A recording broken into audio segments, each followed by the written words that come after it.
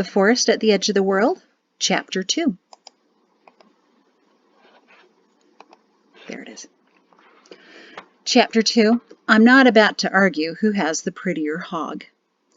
The village school teacher sighed in contentment at how perfect her life was. She enjoyed her students, loved her village, and adored her home.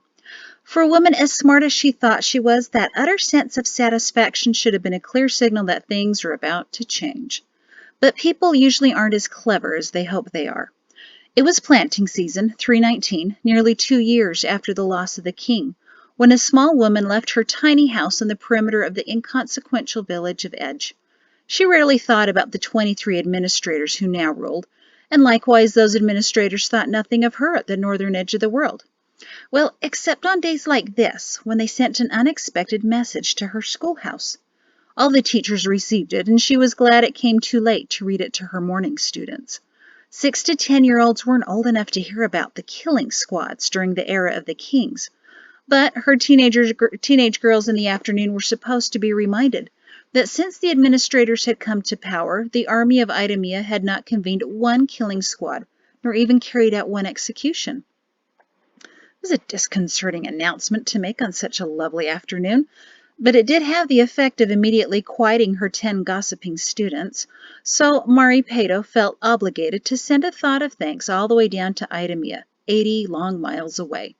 Those stuffy old men like to remind the furthermost borders of the world that they were in charge and here for the people. Mari didn't really care. They were too far away to influence. Wait, that wasn't entirely true anymore. As Mari wove through the maze of shops and stands at the market, now emptying for the evening, she remembered another announcement that had come in the middle of raining season. The village of the edge of the world was receiving a fort. In fact, it was being constructed at the northern border of the forest, less than a quarter mile away from her house. She hadn't bothered to head over to watch its progress like many of her neighbors had, but when the rector told the audience at the amphitheater 2 weeks ago that the commander of the fort would be arriving shortly, Mari heard the villagers around her grumble the same thing she did in her mind. Why did the army of Idumea need a presence in Edge anyway? Remember, my beloved daughter, sometimes the world really is out to get you. It was at the oddest times that the last words of Mari's father blew into her mind. They scattered her thoughts as if the cold winds that came down from the mountains behind Edge rushed into one ear and out her other. Mari paused to consider the words as she was headed to the village green and the outdoor amphitheater for the night's debate. She smiled sadly at the memory of her last conversation with him. She was 15, 13 years ago. He was 37. He had started coughing near the end of weeding season, and 3 moons later it was clear he was dying. His slender, small body was racked with pain and chesty convulsions. Mari's mother, Hysamum, could do nothing more but wring her hands and make yet another creative dish of something he couldn't eat. The rector came over every day to sit with his younger friend, and the village doctors tried every concoction they knew. Someone even made the long journey to pools, nearly 70 miles away, to bring the good teacher healing waters to cleanse him. Cephas Pato told his daughter he didn't know how water that smelled like rotten eggs could be healing, but he was sure the people in pools in Idumea got sick just as often as the people in Edge. The healing waters, the prayers of their congregation, and the dishes of minestrone and falafel his wife created didn't work. So on the 89th day of harvest, Cephas beckoned to his daughter. Remember, he whispered, to avoid another coughing fit, my beloved daughter, sometimes the world really is out to get you. Mari had laughed in spite of her sorrow. She expected something more sentimental or even profound. Her mother just shook her head and dabbed her eyes.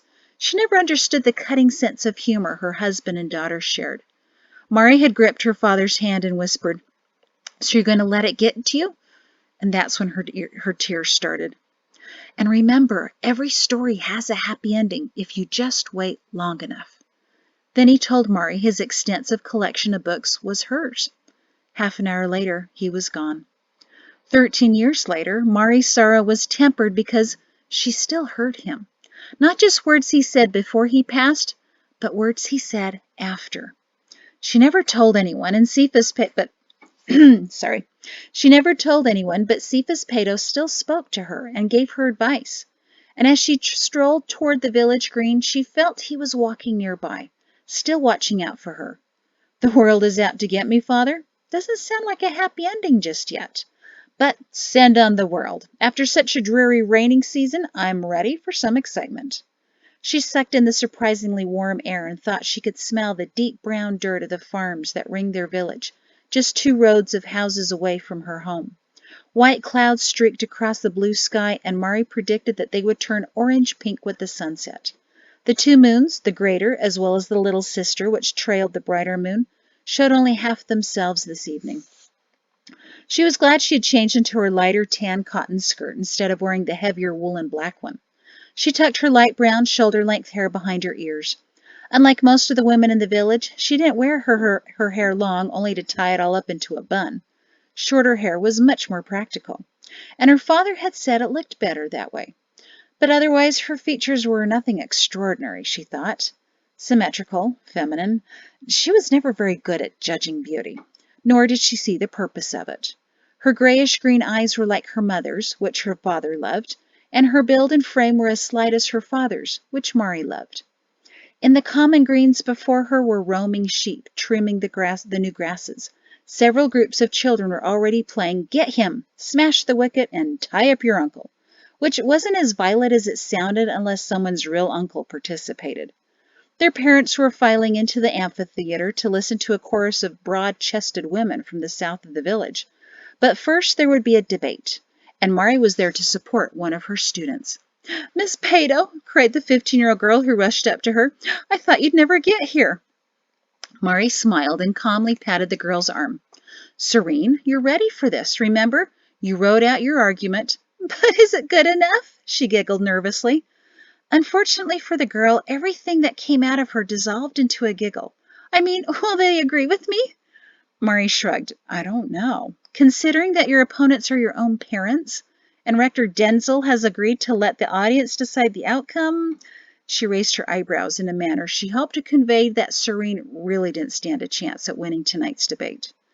Every village in the world held debates before the evening's performances, where people argued, sniped, and shouted, and occasionally reached a consensus. In Edge, one of the 3 rectors always moderated the discussion, since men who knew the Creator could better quell anger than the local magistrate who instead inflamed it. While the bigger, more sophisticated villages surrounding Idumea, debates followed a more formal structure as was taught in universities scattered around the world, Edge's debates were little more than a sharing, arguing, complaining of ideas, disagreements, and occasionally utter nonsense, as would be the case tonight. Because tonight, Serene was going to tell the village she wanted to line her eyes with dark charcoal to make them prettier. Her parents thought it was silly. But somehow Serene managed to convince Rector Denzel to let her debate that in front of everyone. Then again, Rector Denzel was rather mischievous for a teacher of the writings and a leader of a congregation. Serene nodded confidently to Mari, let escape the longest, tensest giggle Mari had yet to hear erupt from the student, and she trotted into the amphitheater ahead of her teacher. "I'm quite eager to hear how this will play out," said a voice behind Mari. She turned around and smiled at the old man who stood there rubbing his hands together. His white eyebrows bounced happily. "What do you think? Is she ready for her turn on the platform?" Mari chuckled. "I think this will be the shortest debates we've had in a while. Her main argument is, my eyes look too small. What's with girls these days, huh, Rector?" Denzel chuckled back. "I don't know, Miss Mari, but we're about to find out."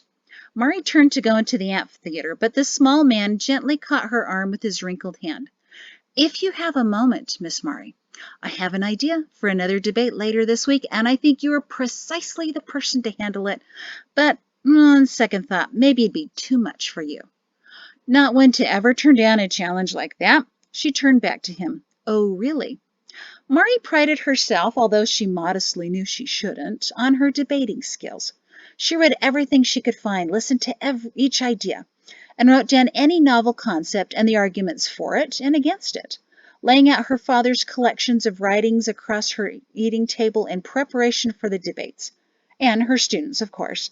She even ran them through the paces, turning the entire front wall of the smooth stone in the schoolhouse into a mass of words written in white chalk and black charcoal to represent the two sides, and found it all great fun.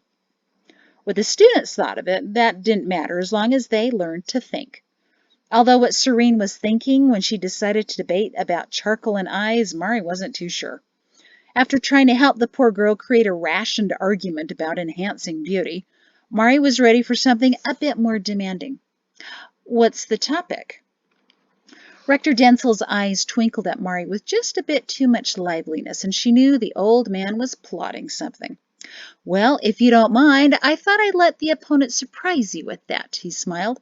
You see, there's a newcomer to the village who needs the opportunity to, shall we say, prove himself? Mari frowned, but with a matching twinkle in her eyes. And you think I should take him on in a debate? You must not like this person very much, then. You usually take in the lost and the lonely, not hold them up for ridicule. Rector Densel grinned. Oh, well, this is a special case. He's moving in just north of you. Rector, there's only one ring of houses above mine before the barren lands, and no one's moved in. Her voice trailed off as a horrible thought struck her. The only thing moving in the north is the new fort, she said drearily. Rector Densel nodded thoughtfully, as if that was the first he'd heard of it. Why, that's right. So you're proposing I debate the officer? Densel began to smile as if Mari had just come up with the most brilliant idea all on her own. But before he could say anything, she paled, and Densel noticed. Miss Mari, he said hurriedly, remember, the army isn't what it once was. Many improvements have happened over the years, you know. Reluctantly, she nodded. I know. I teach history, remember? Densel squeezed her arm kindly. He just needs a way to introduce himself to the village. So I got to thinking, and he winced at her in pleading. I suppose it was only a matter of time before the officer came down among us and did something official, she grumbled. And you want me to help with that? Densel tilted his head. Well, I know what Cephas Pato would do. Mari groaned, but was intrigued that the rector would resort to using guilt as a tactic. Either he was truly devious or really that desperate. I suppose my father would invite him over for dinner, share a few books with him, then go easy on him in front of the village, she murmured. But, Rector, that's not exactly my style, nor would it be appropriate for a strange man to be seen at my house. Oddly, Rector Densel chuckled at that. No, I agree. I just want you to help him find his place here. Mari smiled slyly. You mean help put him in his place at the debate? Oh, well, why didn't you say so? I can do that quite well. The rector waggled his eyebrows cheerfully at her and headed into the amphitheater. Only once he was out of sight did Mari sigh loudly. Debate the officer. From Idemia. Her hands began to tremble. It was warm in the afternoon of the next day when Captain Shin stared deep into the forest above Edge. The trees spewed out hot water and stank of sulfur and hid the garters. The enemy secreted themselves among the vents of noxious gases where the remains of deer decayed. The dense woods extended from the marshy eastern shore all the way to the western deserts, 100 miles wide and at least 1 mile deep, rising up to the base of the jagged mountains. That's where the garters lived, somehow, in that inhospitable forest. Or maybe they were somehow beyond it, in the massive boulder field before the mountains, with rocks as large as feed barns. Or if they weren't in the boulder field, they somehow managed an existence in the hostile terrain of the mountains that rose up as menacing mistakes of nature. Land should be flat, not misshapen into peaks, everyone knew that. And at the same time, according to the captured spy the High General interrogated, the garters would again begin their raids. Instinctively, the captain rested his hand on the hilt of his sword. Shin glanced behind him to see where the new fort was from his current vantage point. It was across the barren swath of land that was a few hundred paces wide. The natural border lay before the farms and canals that ringed Edge, and on the other side was the forest that served as nature's end to civilization. Decades ago, the villagers had been wise enough to not build anything right up against the territory of their enemy. Their foresight left plenty of room now for the fort, perimeter walls, stables, and feed barns the army of Idemia would need to defend the northernmost border of the world. The tall command tower, about 400 paces away from the captain's position, was built higher than the trees, with walls that were more glass than wood. The window panes were blown thin and clear by the glassmakers in Sands just for the army.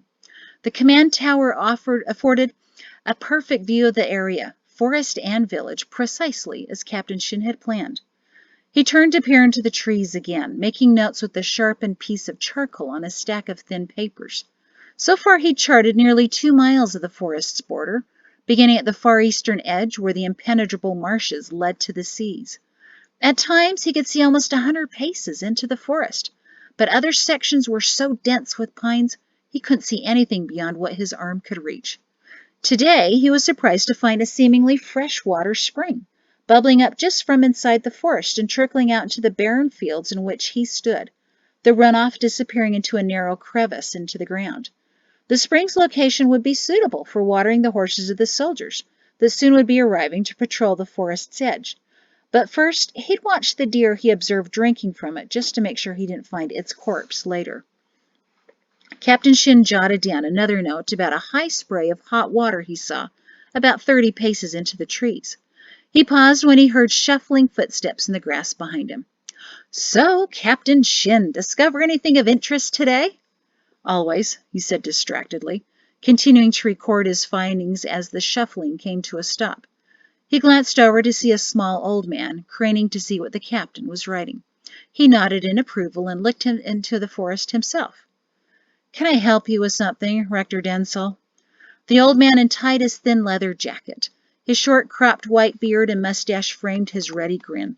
For a rector, he had an alarming air about him, as if he was about to provide some help. And help from such an elderly man always strained the definition of the word.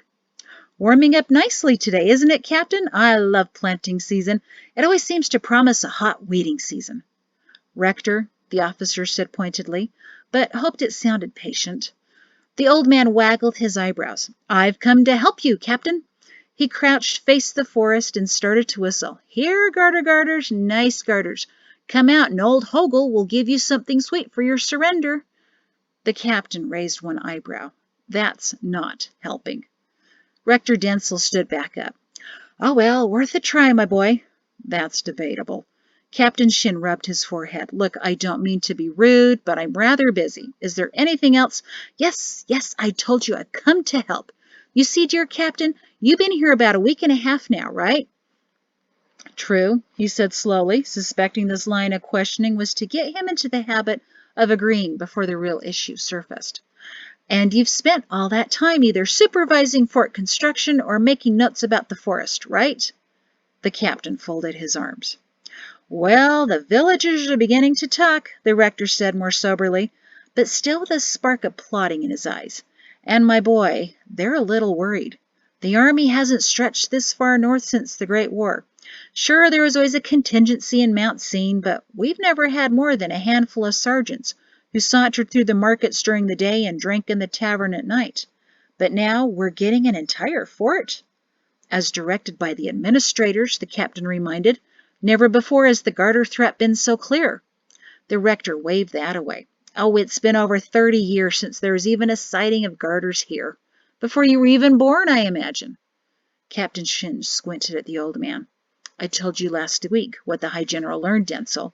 You doubt the judgment of the High General?" Hogel Densel waved that off with his other hand. "Oh, of course not. But what I'm suggesting is I doubt anything is going to come through those trees in the next few days. Have you seen anything yet?" "No," the captain admitted, "but the garters are extraordinarily skilled at concealing themselves. The High General wants me to get to know this forest as well as I can." Rector Densel smiled in a manner that immediately put the captain on guard. "Now, not having served in the army, I wouldn't know, but I suspect the High General also wants you to get to know the village. Maybe sent you off with an admonition to win the hearts and minds of the people, become part of the community so they'll more easily embrace the idea of a fort." He waggled his eyebrows again. Captain Shin sighed. "He did." "Then that's how I'm going to help you, my boy." He patted the captain's back in a fatherly manner. "I have a proposal. In 3 days' time, you will come to the amphitheater at the village green after dinner and be the night's guest debater." Captain Shin groaned. Oh, no, no, no, no. I'm not going to. Are you scared, Captain? Of course not. It's just what kind of debates would a place like Edge have? I'm not about to argue who has the prettier hog. Rector Densel glared at him good-naturedly. We do have other issues, you know. We may not be as sophisticated as Idemia, but we have a few thinkers among us. A few that might even make you think. I can assure you a most interesting time. Tell you what, you can even choose the topic. The captain put a large hand on the small rector's shoulder. I appreciate the offer, but it just wouldn't be fair to humiliate the revered rector in front of the entire village. Densel shook a wrinkled finger at him. First of all, it won't be the entire village, maybe just 500. Everyone else is helping with the planting. Second, I don't take to the platform anymore. And third, what makes you think you'd win? The captain leaned closer. I always win. Ha! Not in 3 days' time you won't. That is, unless you choose not to come because you're not up to the challenge. He shrugged in a way that he likely thought was a casual, oh well manner, but the stiffness of his shoulders suggested he hadn't practiced it enough. Captain Shin glared, but he wasn't entirely annoyed. That's the oldest trick there is, Densel, daring me into accepting. Is it working? Maybe. Rector Densel grinned again. I have just the opponent, the old school teacher. She delights in showing up overly confident young men. She'll jump at the chance of humiliating an officer of the army of Idemia, and when you graciously concede, he ignored the captain's scoff, that she's the more skilled debater, I promise that Edgers will have a new respect for you. Acknowledge that they're still superior. They like these kinds of reminders, you know. The captain raised his menacing eyebrow again. Concede? After a good show, mind you, the rector assured him enthusiastically. Let the villagers see you, hear you, know you, and then pity you. You'll be one of them by the end of planting season. The captain took a deep breath, accentuating his broad chest. The rector smiled and pointed at the large officer. Good, good. Try to look handsome. That will help impress them. The captain reluctantly smiled back. Easily done. Rector Densel rubbed his bearded chin. Clean uniform, he gestured to the captain's pristine, tightly woven dark blue woolen jacket and trousers. But maybe not the dress uniform, too intimidating. Clean shaven, he pointed to the captain's exceptionally smooth chin and upper lip, as all members of the army were to have. And don't wear the cap. Let the many unmarried women we have in Edge see that perfectly trimmed black hair of yours. The captain groaned, and it must have been a common trait in rectors, a result of the calling, to try to change the condition of every single person they encountered. I'm not here to find any unmarried women, Rector. Even if they get lost, I think finding them would be your responsibility. Densel chuckled and rubbed his hands together. Just let them admire such a cut of a man. That's a good way to win hearts, Captain Shin. The minds, they might follow later. Captain Shin couldn't help but chuckle. All right, Hogel. 3 days, the old school teacher, impress the village, and then let the naive woman think she's won. Wonderful, my boy. I look forward to it. Hogel Densel slapped him on the back again and started to shuffle away. Captain Shin turned again to the study of the forest. He didn't need to prepare for a debate. He never did anyway. He'd just stand up there like he always did, his presence and size easily intimidating every opponent. Just a few well-stated comments, and he'd have the debate all wrapped up. Right now, he had far more pressing matters on his mind. A forest to know, a village to protect, and a high general to impress. It was an intense staring match, but only one side knew it. The two brown-skinned men wearing green mottled tunics and trousers stood motionless in a thick stand of pines. They were surprised. Not that someone was at the edge of the forest, but that someone was actually peering in. No one had done that in nearly 120 years. They didn't expect the officer to see them, but it was the first time anybody had ever tried. They didn't move or make a sound, but watched as the captain slowly continued his way down the tree line. 80 miles to the south stood the massive city of Idemia with its population of 200,000. The seat of government resided near the center of it, with the headquarters of the army of Idemia located a couple miles away at the new garrison. From that garrison left the high general of Idemia, an appropriately imposing figure with a chest full of medals that glinted in the sun as he rode his horse to the administrator's headquarters. He traveled with only 2 lieutenants as guards, demonstrating to the people that scurried out of his way on the cobblestone roads that Idemia was so safe even the highest-ranking officer of the world needed only minimal accompaniment. The administrative headquarters had been finished the year before.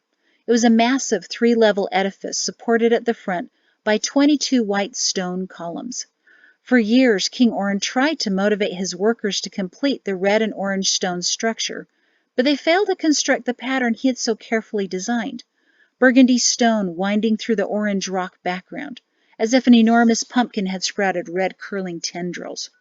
When Mal took over, he hired artisans to finish the project. 8 moons later, the interior was finished with highly polished stone floors and exquisitely appointed offices for each administrator and his aides. But the High General felt that a large barn would have been more practical and could have housed all the workers' horses as well. Up the wide white stone steps he strode, nodding once in warning to the young pages dressed in short red coats who hurriedly opened the heavy doors for him. Once one of them was a bit too slow, but now that his arm was finally healed, he wasn't ever going to make that mistake again. Without breaking his pace, the High General marched through the broad and crowded hallway, dispersing citizens and a couple of red-jacketed administrators. He walked directly to the largest oak doors, which were again promptly opened for him. His lieutenants struggled to keep up as the general plowed through the waiting room where he never waited.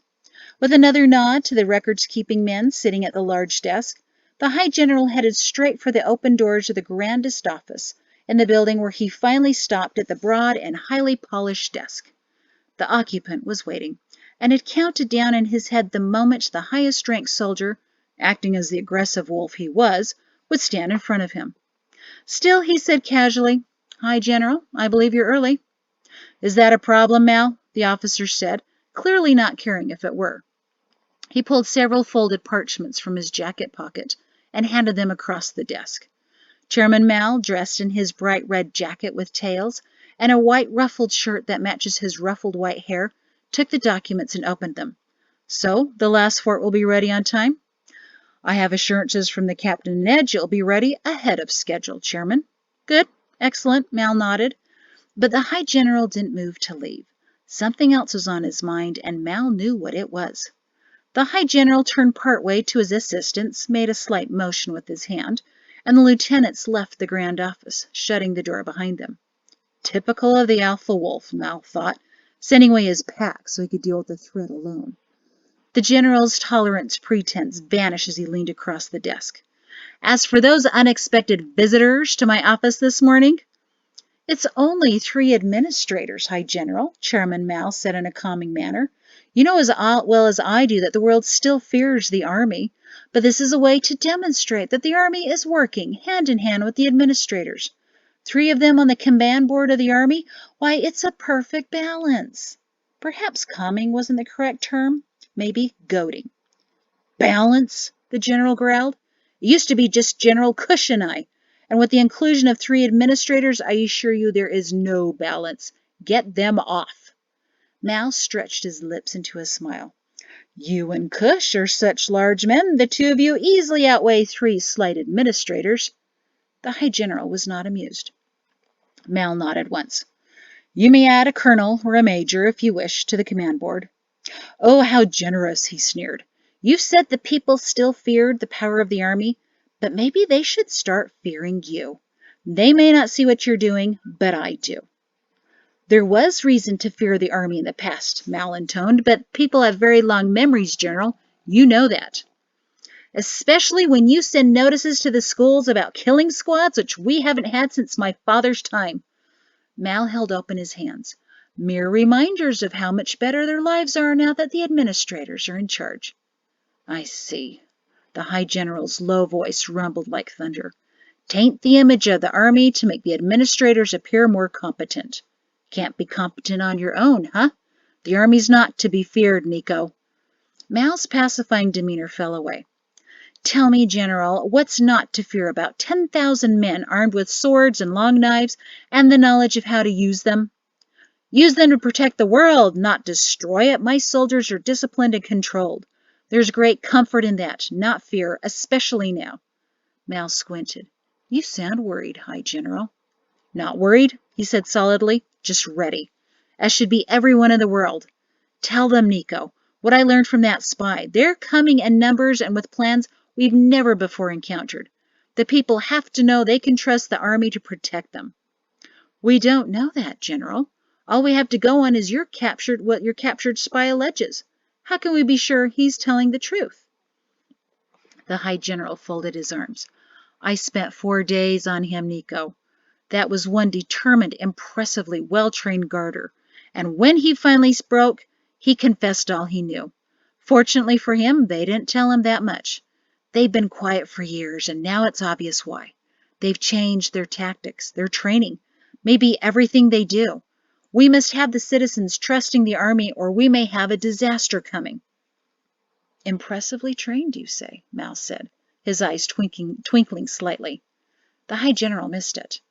My men must win over the hearts and minds of the people before the Garters strike. If we don't work together, you might see your world crumble, and then those that remain will be as eager to depose you as they were Orin. You best hope the Garters are as fearsome as you believe they are, Mal said with quiet ferocity. Otherwise, I would never tolerate this kind of disrespect from you. Disrespect? The large man laughed, but without any joy. Telling you the truth is disrespectful. Should I start calling you Quarrel the Third now? Mal clenched his fist, but knew his use of it would only amuse the condescending officer. Mal hadn't been able to make a move without the nosing about of the High General, his snide remarks and his pointing out the flaws and drawbacks to Mal's plans. While he wasn't always right, he was frequently enough to annoy. Mal answered with chilling calm. High General, 3 administrators will stay on the command board to ensure balance in decision-making and to prove to the world that the Army and the government are completely united in all efforts. The High General studied him in silent coolness before he said, One thing I've learned about educated men like you is that they assume everyone else is gullible enough to believe them. It's not as if I control the reactions of the citizenry, Mal countered. It's that if they still perceive the army as a threat, that's up to you to resolve, not me.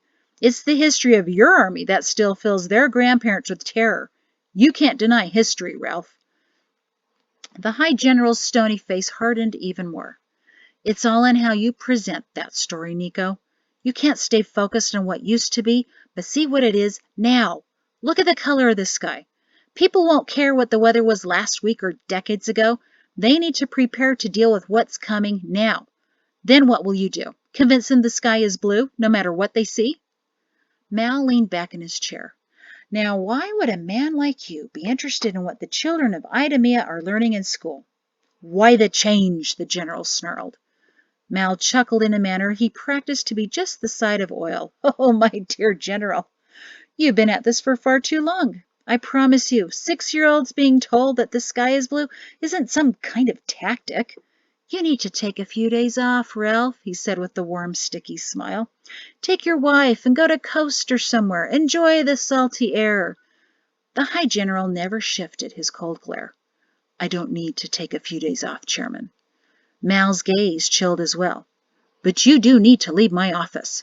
In 2 minutes, I have a meeting with the Administrator of Loyalty that I want to get through with as quickly as possible. Unless there's anything else? The High General straightened his jacket. Nothing else, Chairman. He spun on his heel and headed out of the office. Barely a moment later, a tall, sneering man forced his way through the doors, and Mal could only sigh. Of course he's expecting me now. Get out! Administrator Gadaman shouted at an unseen page who was likely cowering. Gadaman smoothed his red jacket and stretched out his neck while the chairman continued his long sigh. If Gadaman were an animal, his appearance would cause people to instinctively yelp, then proceed to stomp on him with their boots. But for Mal, he was the perfect weasel. What have you for me today, Administrator? Mal nodded to the thick stack of parchment files that held the numerous thinner pieces of paper, tucked under Gadaman's arm. All kinds of potential, Gadaman sniggered, with his version of a smile that consisted of bare teeth and thinned lips. Over in Marsh, there's this group of cobblers. I really don't have a lot of time for this today, Gadaman. Mal stopped him before he got too far. But they're organizing so they can share ideas. And Gadaman, Mal said patiently, I really don't think that shoemakers will overthrow the government. Gadaman leaned closer and whispered, but what if they're not making shoes? What would they be making? Mal whispered indulgently back. They have leather, the pinched face said in a whisper. Laces, rivet holes, armor. We don't use armor, Gadaman, Mal said, feeling a stomping urge. Not since the Great War. There's no need. There's a need, Gadaman pointed out, if they plan to attack. Shoemakers attacking the army of Idumea, along with the tanners who are supplying the leather and the cattle ranchers who supply the cows for the leather, Gadaman said excitedly. It's a conspiracy. Mal took a deep breath but regretted it, as the scent of the administrator of loyalty filled his nostrils and reminded him of rotting mulch piles. That stack of files, he pointed to Gadaman's arm, cobblers, tanners, ranchers, and farmers all organizing. Farmers? Gadaman sat back abruptly. Well, who supplies the feed to the cattle and the ranchers? Gadaman's mouth dropped open. I didn't consider the farmers. Mal nodded. I have a feeling there are a great many things you haven't considered. You have some more research to do, Administrator. Come back in, say, a season? Gadaman nodded vigorously. Of course I will. He stood up and looked shifty-eyed around the office. About your other project, Chairman, he whispered, yet blew out such a great amount of breath that Mal could identify his dinner the night before, and it must have been most unappetizing. Have you given any thought to my participation? I have. Mal tried not to inhale. In the future, I have no doubt I'll be able to use you and your talents. Gadaman's face fell. But I thought, in time, Gadaman. We have all the time in the world. The High General strode out of the administrative headquarters, his lieutenants on his heels. He headed to his horse, tethered and watched over by two young pages, grateful they weren't in charge of holding open doors. Without a word, he opened a pack secured to the side of his saddle wherein he kept thin papers, finer parchments, and even small vials of ink and quills. The High General believed in recording every bit of information that came his way, to be catalogued in his extensive filing system. In the afternoon sunshine, he wrote out a message on a small piece of paper, signed it, then blew on it until it dried. His lieutenant stood nearby, waiting patiently. He folded the message and sealed it in a thicker parchment envelope. Get this to the messaging office immediately, he said to one of the officers. There's a rider heading out in less than half an hour. I want this delivered to the fort at Edge. The lieutenant nodded, mounted immediately, and rode away as the High General watched. Weather's shifting again, he muttered under his breath, without looking up at the sky. And that's the end of Chapter 2. Doodly-doodly-doo. There's your musical interlude.